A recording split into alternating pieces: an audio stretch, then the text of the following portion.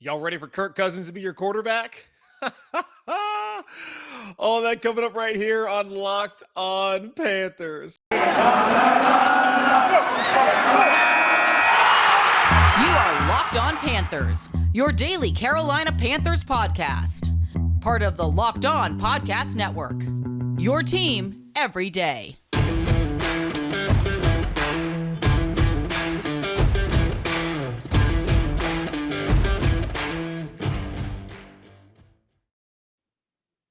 Oh, man, back at it again for another edition of the Locked On Panthers podcast. I'm your host, as always, Julian Council. If you're watching on YouTube, you can read, you see the name right there. Make sure to subscribe to the show here on YouTube because we're on every day, Monday, Tuesday, Wednesday, Thursday, Friday. You get a visual. You finally get to watch me talk about your favorite team every day, the Carolina Panthers. Almost called them the North Carolina Panthers. It's been a long day, folks. Been working. And I'm here doing a show, so might have some slip-ups. Trying not to. Make sure to rate, review, and subscribe to the show also on Apple Podcasts. Also, check us out on Spotify and wherever you listen to this show and all of your favorite shows across the Locked On Podcast Network. And be sure to follow me on Twitter right there at Julian Council because every single Friday, I answer your weekly Friday mailbag questions here on the show. You can either at me, at Julian Council, or DM me, at Julian Council, and I'll answer your Carolina Panther questions every single Friday throughout the season and the offseason and all year round.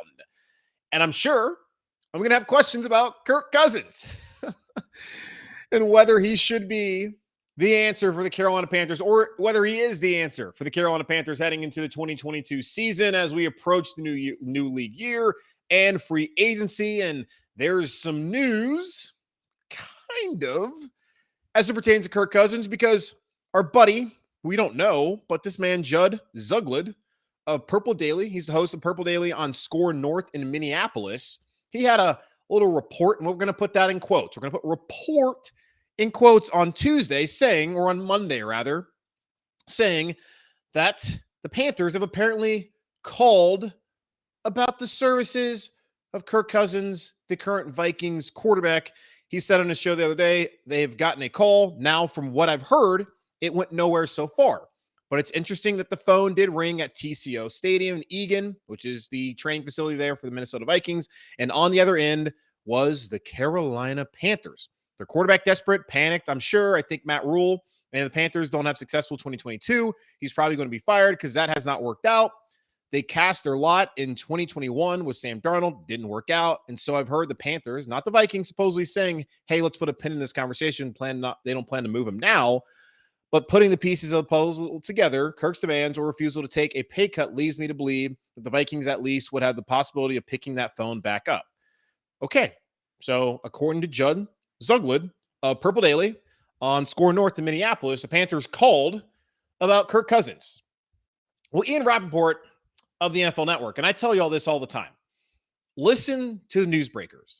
Don't listen to radio hosts. And I say that with all due respect to all the radio hosts out there. I used to be one of them. I have my sports radio background, but they are not newsbreakers. Unless they're a writer for the paper and they actually have sources, do not listen to these people. Maybe listen to Dan Patrick. But again, he's Dan Patrick. Don't listen to a local radio host. Don't listen to the local TV reporters because they don't break news. You know who breaks the news? Ian Rapoport, Adam Schefter, Chris Mortensen, Jay Glazer. Those are the newsbreakers when it comes to the National Football League. So with all due respect to these people out there who work hard, they are not newsbreakers, especially sports radio guys. They're kind of like me, podcast hosts. Yeah, we might be able to talk to certain people and get more insight. And we pay way more attention to this stuff than the average everyday sports fan who has to go to work and has to do the 40 hours a week. You can't really watch every game. That's why we do this job. It's fun to do. We're more so opinionists who have a more informed opinion than maybe the regular everyday person. Not to say that the regular everyday person doesn't have an informed opinion, but that's what the radio hosts typically are. And, I got a journalism degree from Elon, but I'm not going to sit here and say I'm a journalist because that's not really what I'm doing. I'm not really breaking news. I'm not writing stories. I'm just offering my opinion on the Carolina Panthers, and I have more insight and the ability to talk to more people to have an informed opinion. So that's what Judd Zuglad did. But his opinion apparently was wrong because Ian Rapoport was on the Pat McAfee show, on Tuesday saying that, yeah, what this probably was was he read some report, that being Zuglad from Minneapolis, that the Panthers or the Vikings are interested in letting Kirk Cousins go. So the team probably read that, and that meaning the Panthers, they probably read some report from the media, and they called. The Vikings said that's not the case, and they moved on. That's what Ian Rapoport said. That typically a lot of times this happens. When the team sees something printed out in the media, they inquire, and really nothing comes of it. Think back a couple weeks ago. Chad Graff of The Athletic, covers the Vikings, wrote in a story saying that the Panthers would make sense for a team that might want to inquire on Kirk Cousins. But that was not a report. It was aggregated by a lot of these websites as a report, but it was never a report. It was him writing an article talking about the future of Kirk Cousins and potential suitors if teams wanted to have Kirk Cousins next year in 2022 that weren't the Minnesota Vikings. That was never a report. So it's probably the same thing that played out here, where this wasn't really a report, and one of the reputable NFL insiders, Ian Rapoport, went out and said that, yeah, there's probably nothing really to it. And let's be honest, that's probably a good thing. It might, if at the very least, it's Scott Fitterer probably doing his due diligence. He said he'd be in on every deal, and I applaud him for doing that. He's just doing his due diligence and trying to figure out whether Kirk Cousins would make sense and what the price would be. Now, we know from our conversation with Matthew Collar of Purple Insider a couple weeks ago that Kirk Cousins is not a Super Bowl winning quarterback. It's not going to happen. The Vikings brought him in after they got to the NFC title game, after the Minneapolis Miracle against the Saints, which we'll always forever love here in Carolina and laugh at. They got there with Case Keenum to the NFC title game, lost to the Eagles, and they thought, let's upgrade. Let's get Kirk Cousins. We think we can win games with him. They got to the divisional round a couple years ago when they beat the exact same team, the New Orleans Saints, on the road to Superdome, then got mopped on the road in Santa Clara against the San Francisco 49ers, and that was basically it. They make the playoffs the last couple seasons. Kirk Cousins is a quarterback who can get you the playoffs more often than not, and maybe even win a game there, but he's not going to win a Super Bowl. Let's go back to December 21st, 2020. After the Carolina Panthers and David Tepper decided to mutually part ways with former general manager Marty Hurney, who should have never been a general manager for the second time around here in Carolina, but that's immaterial to the conversation that we're having. He said this quote to the media that day on Zoom: "Unless you have that guy for sure that gets you to the playoffs and Super Bowls, you have to keep reevaluating that, because that's the only thing that matters is Super Bowls." Does that sound like Kirk Cousins? The Minnesota Vikings tried it out. It did not work. I don't know what team out there thinks it will work. There was a point in time where Kyle Shanahan in San Francisco thought that Kirk Cousins could be his quarterback. He would love to have him there. Do you really think the Vikings or the 49ers with Kirk Cousins would have won a Super Bowl a couple years ago? Maybe. I think Kirk Cousins is a good quarterback. I don't think he's bad. I don't agree with a lot of the opinions that might be out there on social media about Kirk Cousins and how people feel about him. I get, if you're a Vikings fan, then I totally get it. You have the frustrations because he was brought there to win a Super Bowl, and it's just not going to happen. But also looking at it for Kirk Cousins, and I've said this in the past, and I thought he had a no trade clause. I could have sworn I read that somewhere. So it's my mistake for putting that information out there. But Matthew Collar, who had on the show a couple weeks ago, tweeted at me last night and said that's not the case. But, you know, with the contract and him having a $45 million cap hit and $35 million cap hit if he's traded, that can be prohibitive, especially to a team like the Carolina Panthers, who already have to give Sam Darnold about $19 million next year in 2022. And it's going to be very hard to find a sucker who wants to take him off his hand. Darnold off the Carolina Panthers' hands, especially if you look at it in Minnesota. Kwesi Adofo-Mensah, who's the new general manager there, he's a Princeton graduate. Last time I checked, people who are graduates of Ivy League schools, especially Princeton, aren't stupid. And you'd have to be a gigantic idiot to take Sam Darnold after what he's done over the last 4 years. Panthers already dumb enough last year to do it. The Jets found their sucker. Not sure the Panthers are going to find their sucker this year. But Kirk Cousins, decent quarterback. But for him, why would he even want to leave? Kevin O'Connell, who was the OC down in LA, I understand that he didn't call the plays because Sean McVay, the head coach for the Rams, is a play caller, and that's worked out well for them as they've been to 2 Super Bowls and won one last Sunday. He did not leave that job to come to Minnesota and not have a quarterback. Probably the reason why he came to Minnesota was, hey, he worked with Kirk Cousins back in 2017 when he was his quarterback coach with the Washington Redskins then the football team, now the Commanders. So they already have a prior relationship. You go up there, you have Justin Jefferson, you have Adam Thielen, you have Dalvin Cook, even Herb Smith. Why would Kirk Cousins want to leave that situation? Now, he doesn't have a no-trade clause, but I don't think Kirk Cousins is in a situation where if he's going to get traded, he's not going to at least have a say. It's not similar to Matthew Stafford spending 13 years in Detroit, and the Lions want to do right by him.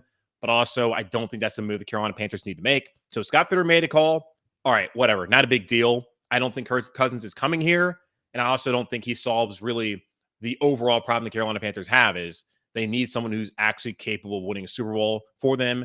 And I just don't think that bringing Kirk Cousins to Carolina is going to end in a parade celebration down Main Street in uptown Charlotte.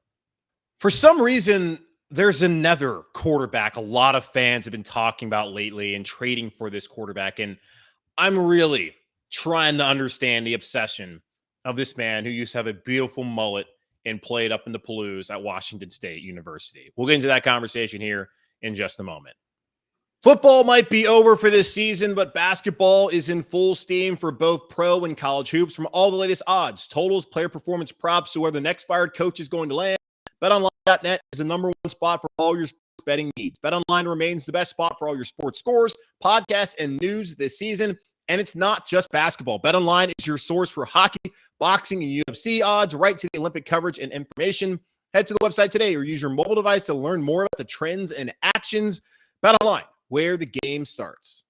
For listeners who served in or worked for the United States Marine Corps or have family or friends who might have, I wanted to notify you about an available resource. From 1953 to 1987, personnel assigned to Marine Corps-based Camp Lejeune were potentially exposed to contaminated drinking water. The Marine Corps has since partnered with health agencies to conduct scientific studies to assess impacts from these potential exposures, and they are working to keep those Marines, their families, and civilian employees informed of updates and resources available to them.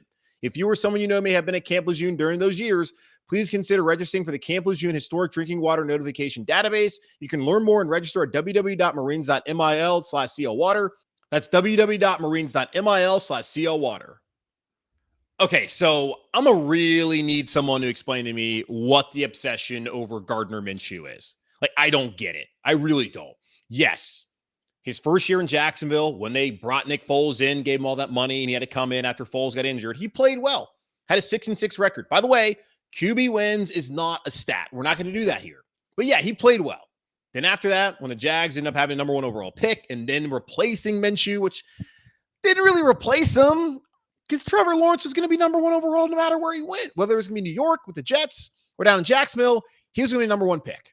So Gardner Minshew, nice story. Started off at ECU, was going to go to Alabama to be like a grad transfer / like student coach or something like that. Then it ends up at Washington State with Mike Leach, the Pirate, and they have an awesome year. Almost won the North Division in the Pac-12. He was great, super fun, had the mullet. Everyone loved it. Came to the NFL, had a lot of success in his first year, which people didn't expect. But Gardner Minshew is not the answer here in Carolina. The Eagles traded for him last year because the Eagles operate as a team that wants to have three quarterbacks at all times. It's worked out for them in the past, like Nick Foles, when they were able to win the Super Bowl when Carson Wentz went down a couple of years ago, and Nick Foles was Super Bowl MVP outdueling Tom Brady, which is still mind-blowing to this day how that was able to happen. God bless Nick Foles. I loved it. Could not stand another Brady Super Bowl, especially in New England. When he won one in Tampa, didn't love it, but it was also kind of like, hey, man, you kind of got to respect the guy. He's the GOAT. He can go after one season and be able to win with the Bucs, who hadn't done anything since really the last time they won a Super Bowl. This is not meant to praise Tom Brady, but Gardner Minshew, guys, like, I get it. I've seen questions I've gotten about him. I've seen people tweet about it on Twitter, on Panthers Twitter and all that. And Panthers Twitter can be a crazy place. But why is Gardner Minshew the quarterback you're talking about? Like, this is where I'm at when it comes to the quarterback situation. I think I'm pretty set on this being my definitive opinion on what the Carolina Panthers should do at quarterback. And this is all, I mean, I can throw the caveats on all this, but this is kind of how I feel when looking at the situation when it comes to the Carolina Panthers quarterbacks. Gardner Minshew, no. Here's the reason why. Same reason with Jimmy Garoppolo and Kirk Cousins. Now, I don't think Gardner Minshew is on the same level as those guys. And no organization has thought that. I think also him getting drafted in the 6th or 7th round probably plays a large role in Gardner Minshew not getting an opportunity, because we've already seen with Sam Darnold, the way he's played, if he was a 6th or 7th round pick first 3 years, he would never got that opportunity anyway in New York. But still, had he been a later round pick, he doesn't get an opportunity here in Carolina. But because he was the number 3 overall pick a couple years ago, that's why he got the opportunity. First round picks get opportunity after opportunity after opportunity, because early on when they were drafting their career, all these scouts, all these teams evaluated them as first round picks. They have the talent. So they think that they can coach them to their potential, which a lot of times, like we've seen here, doesn't always work. Now, the infrastructure needs to be proper and all that, but come on. Either you're good or you're not. Cam Irving, he's not a good player. Sam Darnold, he's not a good player. Gardner Minshew, I think might be better than Sam Darnold. But the goal, again, like I just brought up the quote, it's to win a Super Bowl. And if you don't have that quarterback who can do it, then what are you doing wasting assets? It might only be a 7th round pick, might only be a 6th or 5th round pick. We've already wasted enough of those here in Carolina.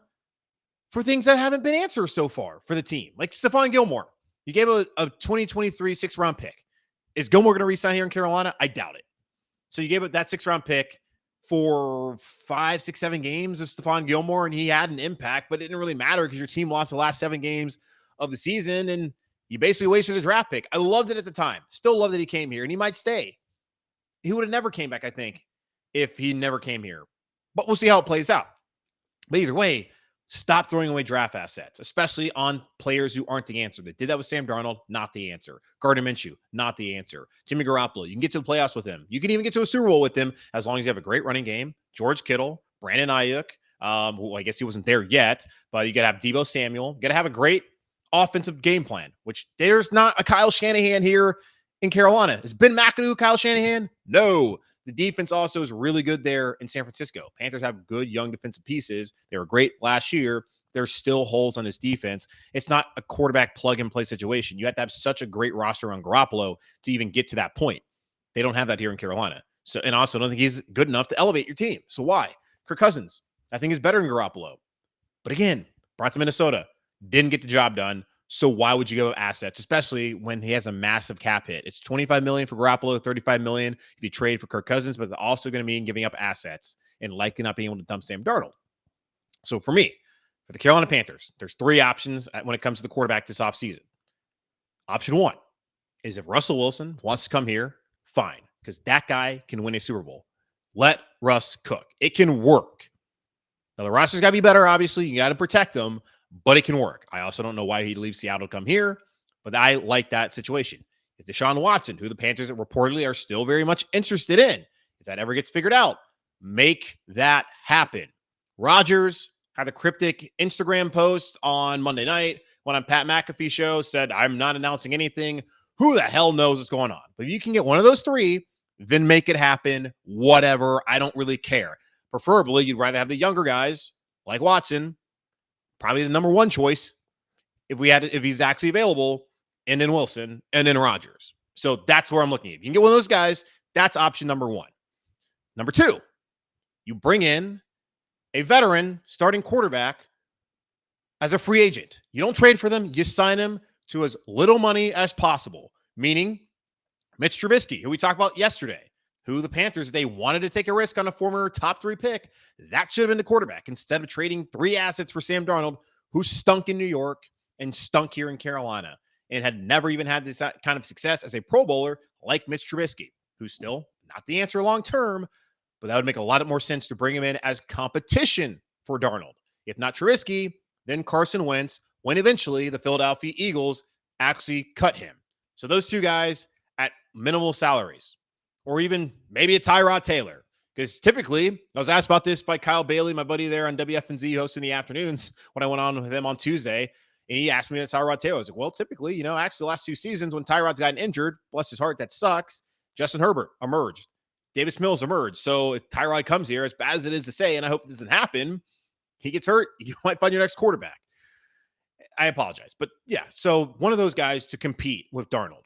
And then option number 3 is you have Darnold again, and you draft a rookie, either Kenny Pickett or Malik Willis. So 1 is top-tier quarterback, Rodgers, Wilson, or Watson, if available.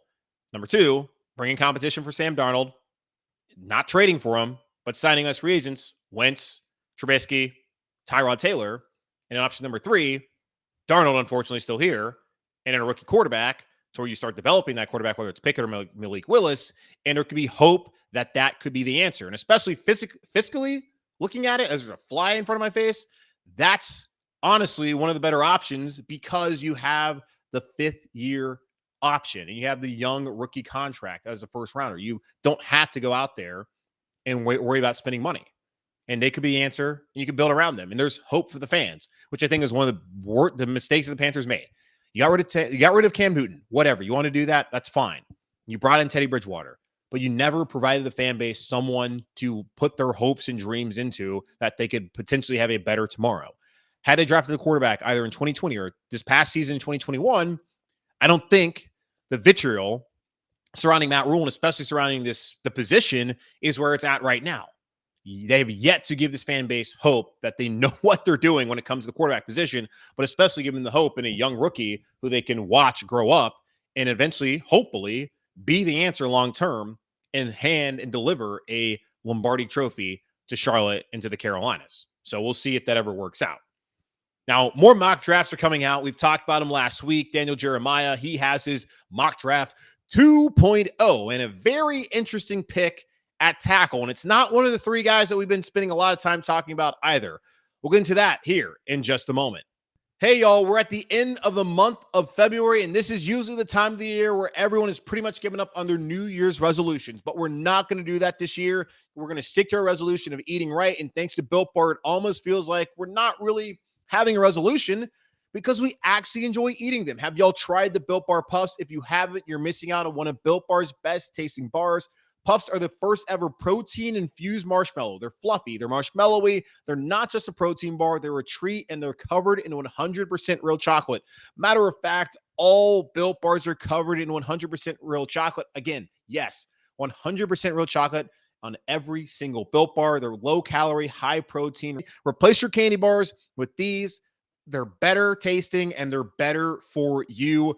Go to Built.com and use promo code LOCK15 and get 15% off your first order. Use promo code LOCK15 for 15% off at Built.com.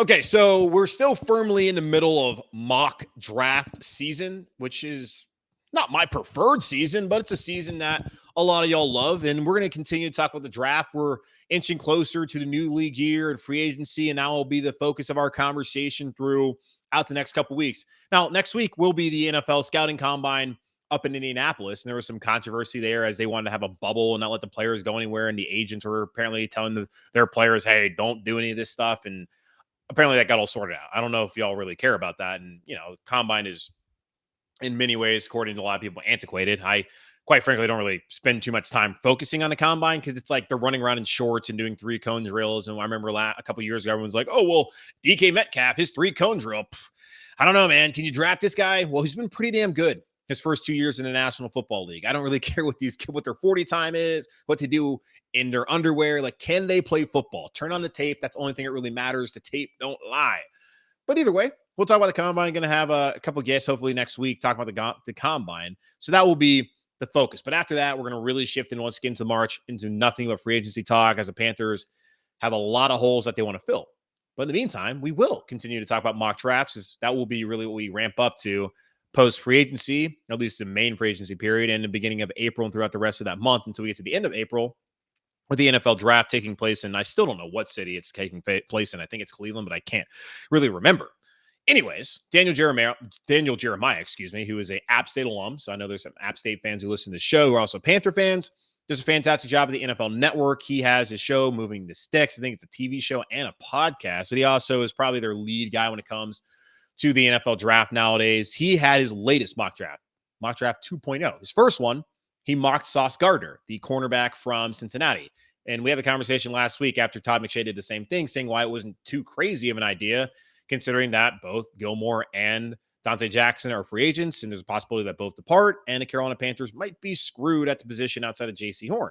Now, AJ Bouye is certainly a candidate who they could potentially cut, and would make a lot of sense to do that if they want to. It would be really hard to justify that if they're not able to bring back either Gilmore or Dante Jackson.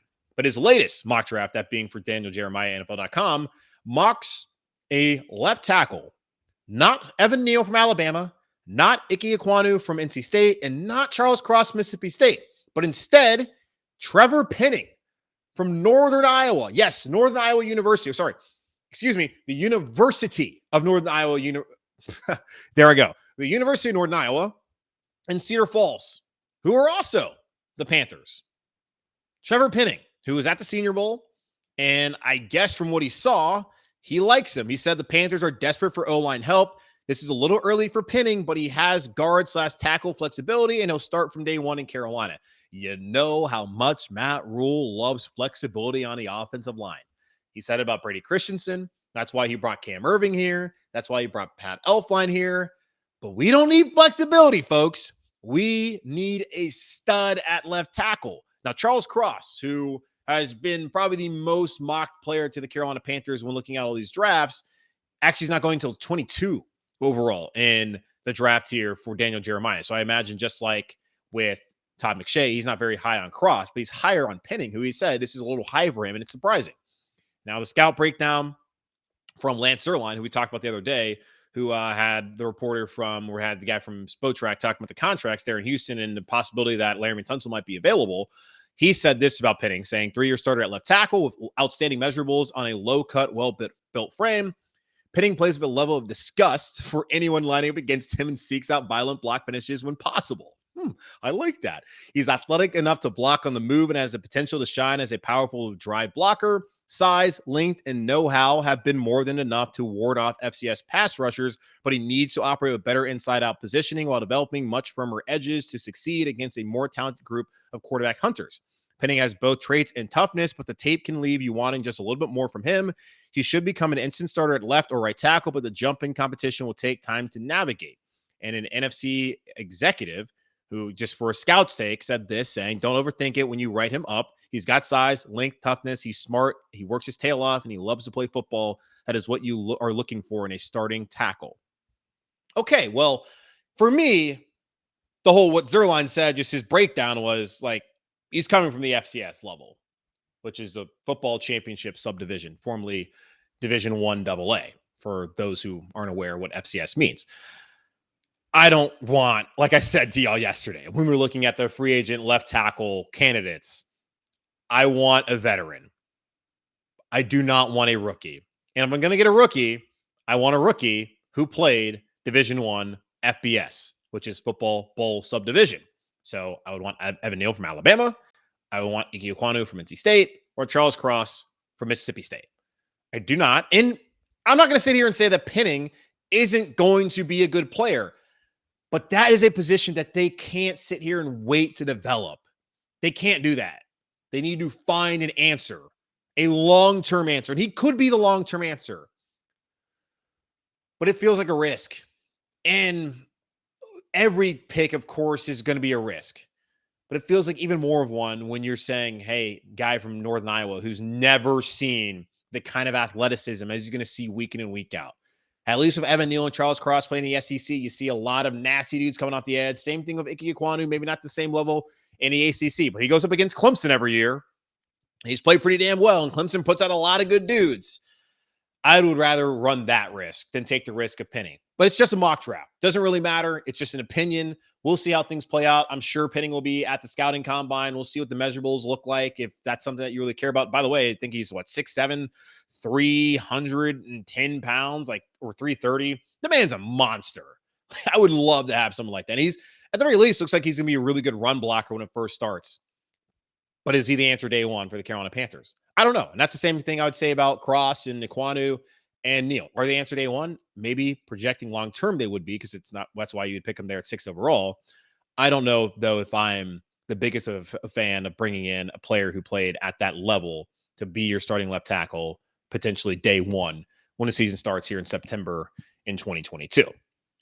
All right, so that's going to wrap up this edition of the Locked On Panthers podcast, hosted by yours truly, Julian Council. Right there's the name.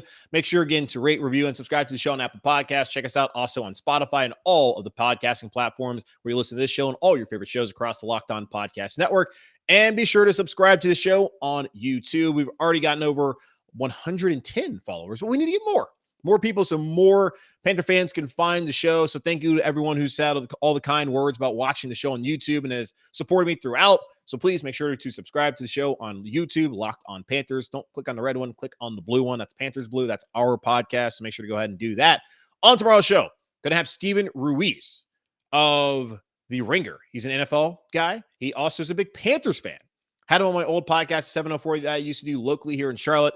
He's going to come on, talk about the quarterback options for the Panthers and just his thoughts on the organization and the state of the Carolina Panthers. So stay tuned for that here on the show on Thursday. In the meantime, take care, be safe, and I will talk to y'all then.